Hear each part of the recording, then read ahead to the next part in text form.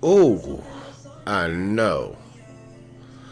What a beautiful day it's been so far. Hey, everybody, it's Cliffy over at Trishula Software. We just wanted to give you a quick update on everything going on. We did not stream this morning. I had grown folks stuff to do. In this wonderful little state I live in, I have to step over every little bureaucratic toe so they can nickel and dime me for every little last dime I make off of this joint right here.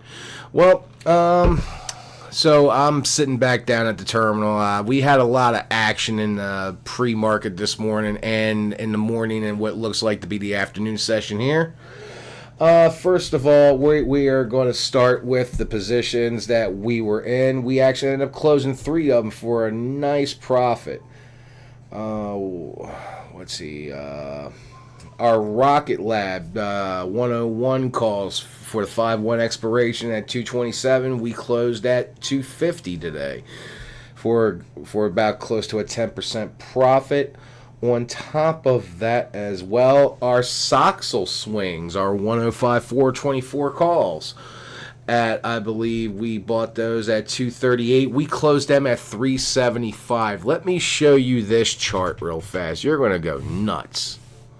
I know I was. Soxel.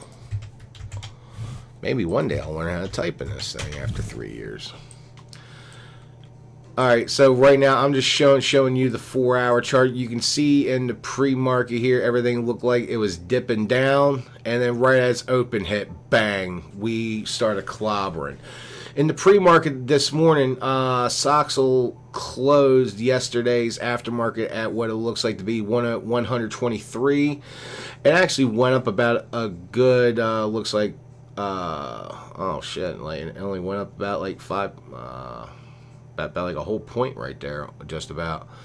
Well, this morning's pre-market ended up opening up at 101.83. It looks like, and then it dropped down like during the morning session down to 99.56 and started rocketing right back up on us right here. Actually, this is the 2-hour chart. We ended up exiting about right up here about looks like one. I think we got out about 103.66. And now it's at 105.03. I had stated and that would have been an easy 150%, but I'll take a 60 any day of the week, twice on Sundays. And finally, we did have another one that we closed out. Where are you? Our Adobe. Oh no, wait. We didn't close our Adobes. They're still open. Come on, Cliff, get it together. I know it's been a long day. Microsoft. We had Microsoft, Rocket Lab, Soxel. Oh yeah, Rocket Lab. So we had a good start off in the pre-market, no gaps, just everything just catching trend continuation until this big pop like in the first candle session. Popped all the way up to about 93.14. We were able to get out. Let me bring that up one more time. I literally had it in front of me. Where are you, Rocket Lab?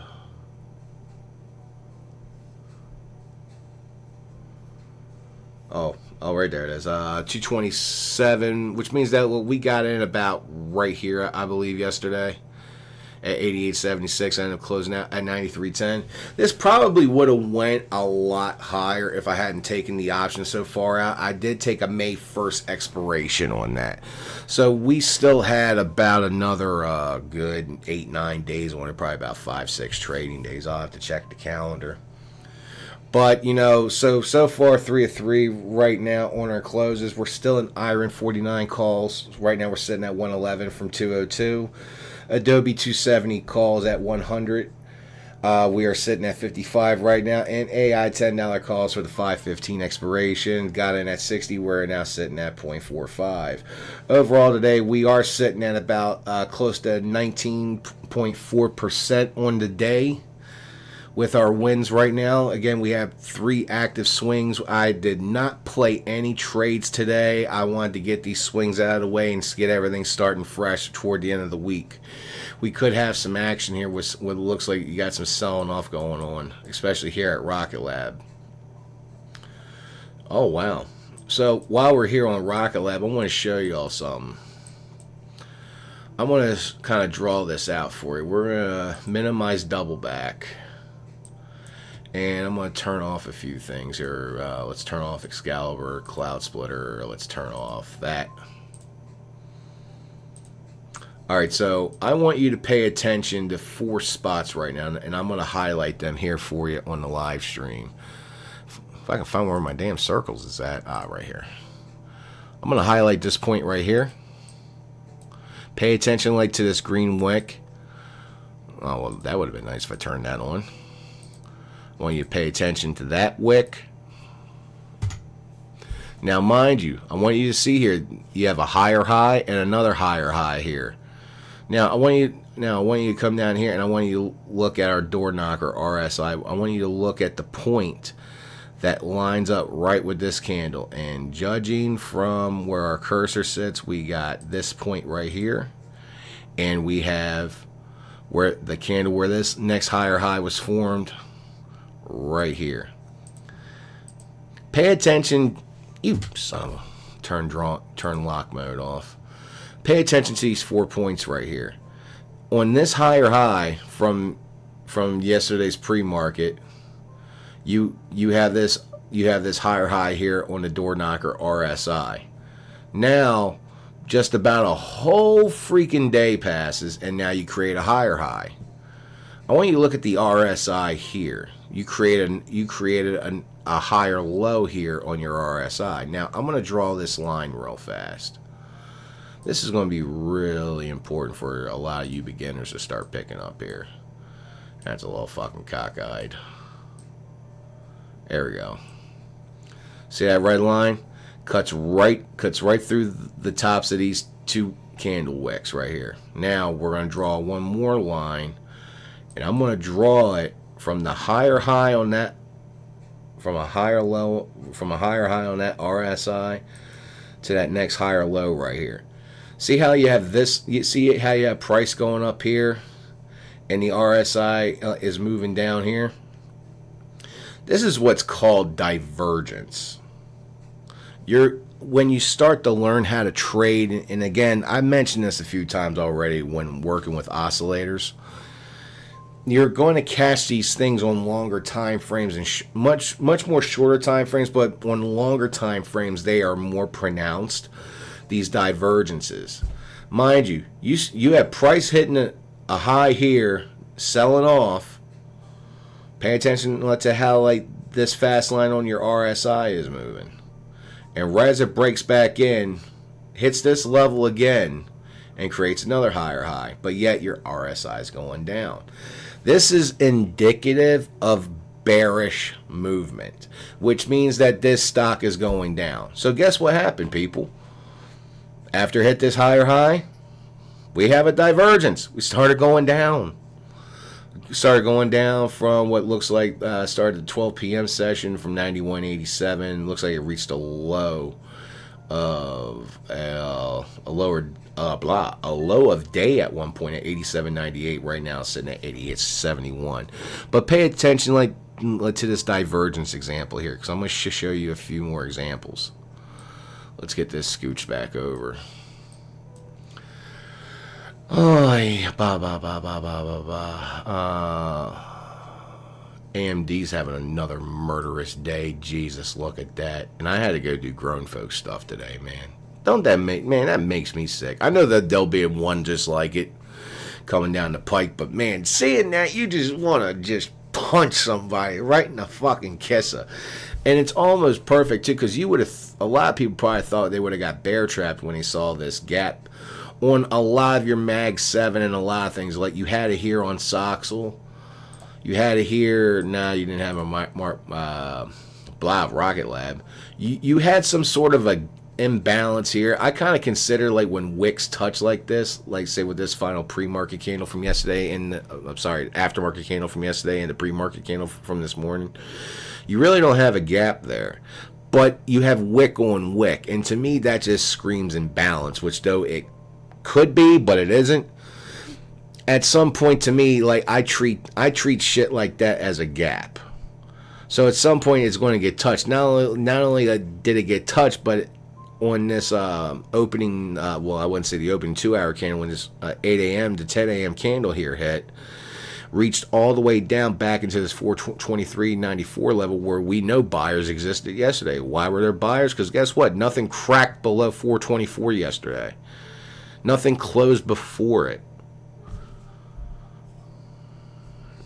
So it looks like we're still going to have maybe some slow bullish grind up here. Microsoft, I believe, do they have earnings tomorrow? I know Tesla has earnings today, and no, I'm not playing earnings. Like you can go. Oh, I can't say it because like kids might be listening to this show, but you know, like you can go lick a phallus off the Golden Gate Bridge for all I care. Like, you know, I won't catch a fucking Tesla earnings, much less any earnings play, unless even if the CEO of that company held a gun to my head and said, "Hey, go into calls, don't worry, it'll be great." I'm like, yeah, okay, sure. But anyway, I just wanted to come in and give you guys like a quick update. Still down again on the IREN, AI, and Adobe calls right now. IREN, of course, expires May 15th, and the Adobe and the IREN calls expire at the end of the week. Let's just take a quick look at IREN here. Again, you had a gap, but like this one had a little bit more drastic movement here on IREN. Pre-market yesterday, you ended at 46.32, and then you opened right up at 46.92. So between about 46, I'm gonna say 46.62 and 46.33 here. And of course, you know what we're gonna do? We're gonna draw our gap box because I need to know. So what I'm gonna do here, I'll just type 1 hour gap. So I know that's there. Now if this finishes inside or potentially engulfs it, then yeah, I'll start getting a little... oh, crap. Let's delete that alert. This 1 hour candle here ends up staying inside to engulfing it, then yeah, I'm going to start looking more forward for it to try to retest this 49, 45 level here. And then, of course, you know, it gets enough volume behind it between now and end of the day and the aftermarket session.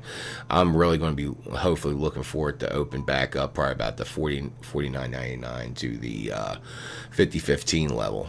So, that's what I'm pretty much looking at right now. Adobe, you can eat a big bag of dicks right now, because whenever you see long wicks like this, like, please don't go bullish. Like, yeah, like we ended up like kind of doing good on the trade, but even with all this wick in action and an option that's only about 3 days from expiration, it's going to slowly theta crush your shit.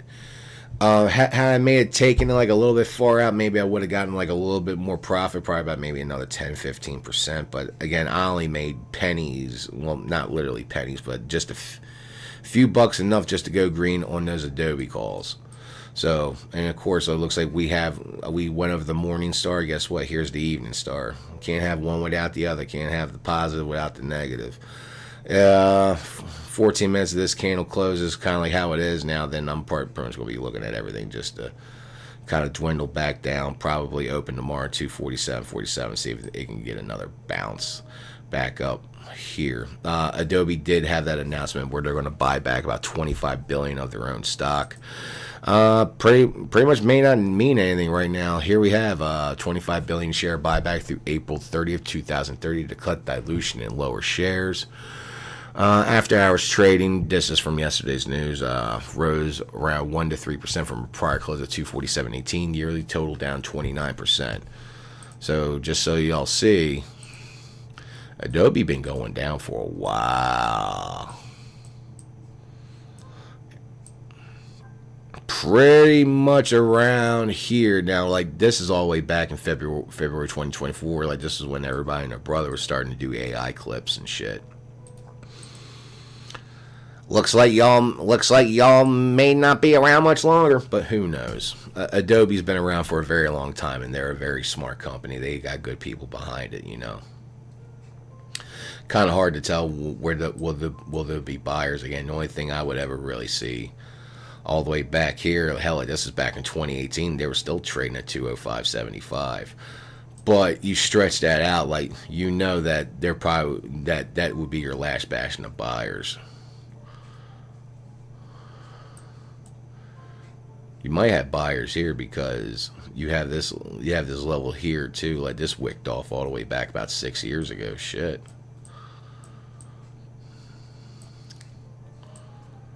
All right, so that's pretty much it for right now. I am going to try to check in on the evening stream. We've had a lot going on here. We are in the middle of expanding our Agentic AI Swarm project, Project Swarm. We still have a few more little things we have to fix on Project Starfall right here. Again, Project Starfall also served as our automated Forex trading bot. So just so you know, like, I'm going to switch over here to Forex, just so you know that all Trishula software on the TradingView platform works on every tradable security that is available under the TradingView umbrella. Stocks, funds, futures, forex, crypto, indices, bonds, even the economy yourself. Hell, you can... Well, anyway, here on this one, like, you can look up, like, the UK interest rate, and Starfall will do its best to print it. Even though, like, this is like this would be a different type of chart than what you're opposed to seeing in regards to a stock chart, but yeah, Forex. This is what, like, it kind of looks like on Forex. Now, the thing about Forex is it's different than actual stocks and options. You know, Forex pretty much runs from 12 a.m. London time Sunday night all the way, like 12 a.m. London time, I think would be like, is like 8 o'clock over here.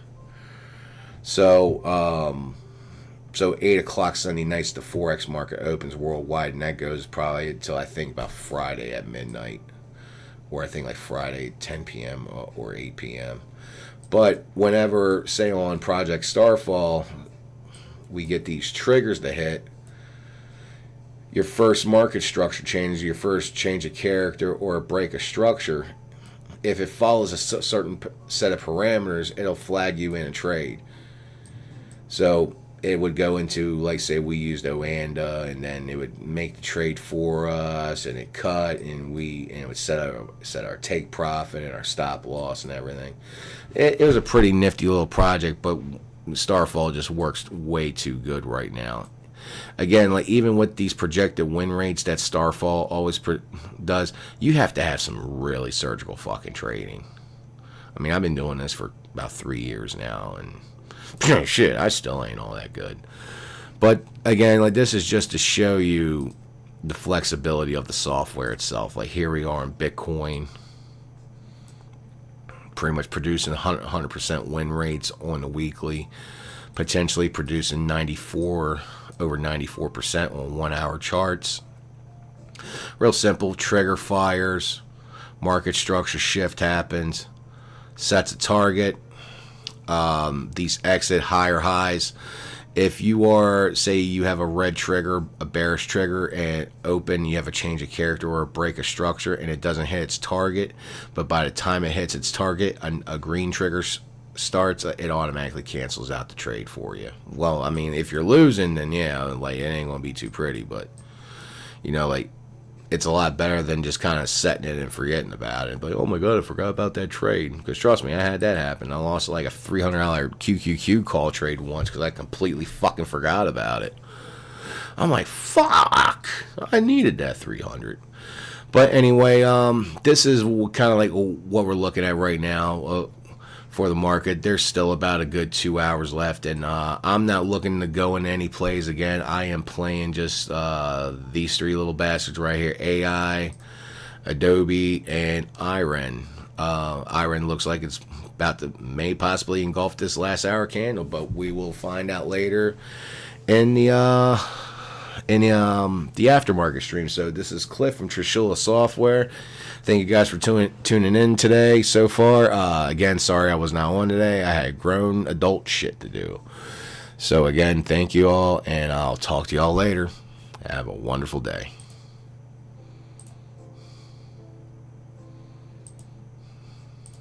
You bastard.